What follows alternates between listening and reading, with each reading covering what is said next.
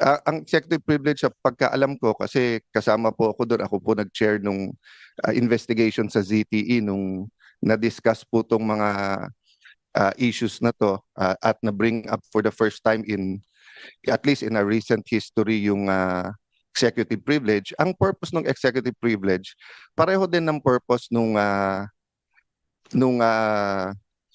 privilege na binibigay, for example, sa journalist, that hindi nila kailangan sabihin kung sino ang kanilang source, or kaya mag-asawa, or yung doktor at pasyente, or abogado at saka kliyente. Ang purpose kasi nun, the client and the lawyer can freely discuss.